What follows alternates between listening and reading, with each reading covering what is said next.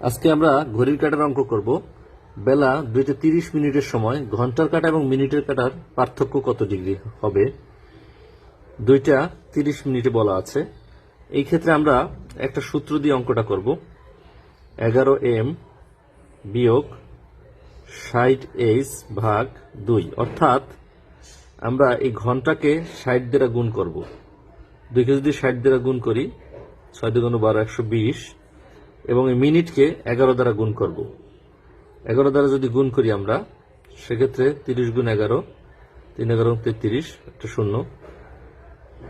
2কে 60 দিয়ে গুণ করলে 120, এবং 30কে 11 দিয়ে গুণ করলে 330।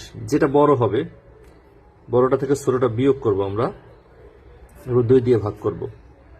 বিয়োগ করলে 0, 1, 1, 2, 0, 1, 2 ভাগ 2, কাটাকাটি করলে 105। উত্তর হবে 105 ডিগ্রি। 2 নম্বর অঙ্ক, ঘড়িতে এখন 7টা বাজে। ঘন্টার কাঁটা এবং মিনিটের কাঁটার মধ্যকার কোণটি কত ডিগ্রি হবে?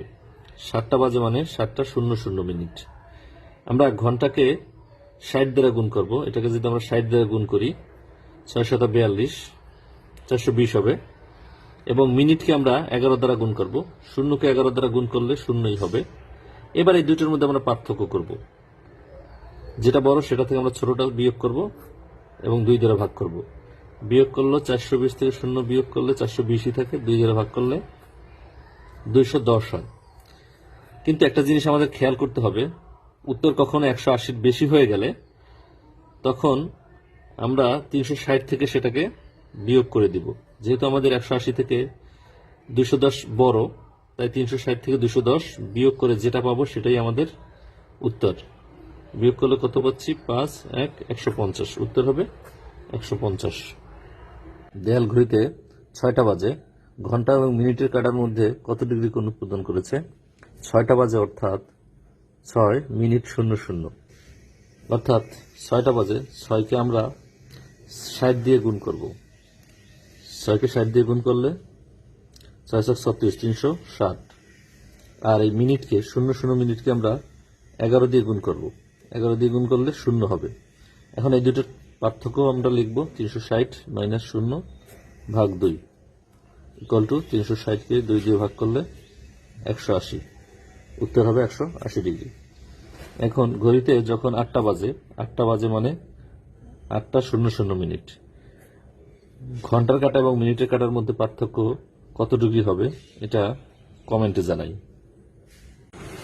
আয়নায় ঘড়ি দেখা, এই অঙ্কগুলো আয়নার মধ্যে একটা টাইম দেখা যাবে, বাস্তবে টাইম কত, অথবা বাস্তবে টাইম দেখা যাবে আয়নার মধ্যে কত। আমরা 1 নম্বর অঙ্ক দেখি। আয়নায় দেখা গেল ঘড়িতে 9:30 বাজে। প্রকৃত সময় কত? 37তম বিশেষ পরীক্ষা আসা একটা প্রশ্ন। আয়নায় দেখা গেল 9:30 বাজে, প্রকৃতপক্ষে সময় কত? এই ধরনের অঙ্কে আমরা 23:60 থেকে এই ঘড়ির সময়টা বিয়োগ করব। তো 23:60 থেকেই আমরা 9:30 বিয়োগ করব।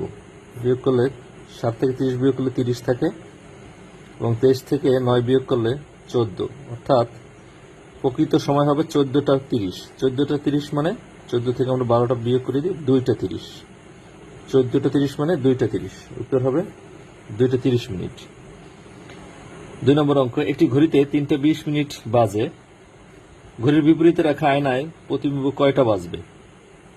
3:20 বাজলে আমরা একইভাবে 23 ঘন্টা 60 মিনিট থেকে 3 ঘন্টা 20 মিনিট বিয়োগ করব। 60 থেকে 20 বিয়োগ করলে 40, এবং 23 থেকে 3 বিয়োগ করলে 20, অর্থাৎ 20টা 40। 20টা 40 মানে 8টা 40। কিভাবে করলাম? এখান থেকে 12 বিয়োগ করে দেব। 12 বিয়োগ করলে 8টা 40। উত্তর হবে 8টা 40।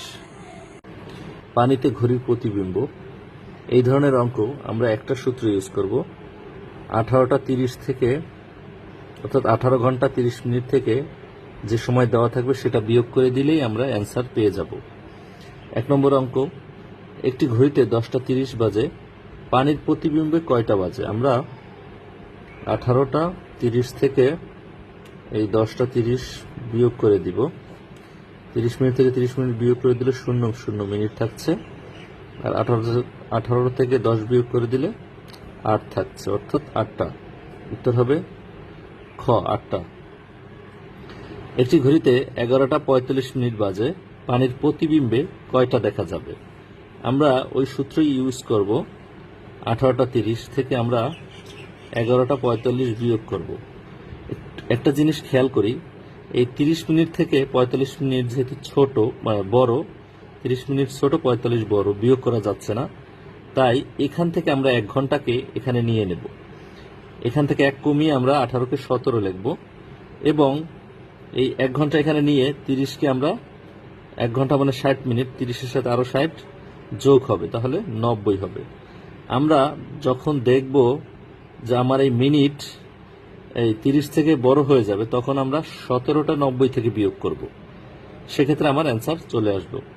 আমি আবারও বলছি বোঝার জন্য, যখন এই মিনিট 30 থেকে বড় হয়ে যাবে তখন আমরা এই সূত্র ব্যবহার করব, 17টা 90।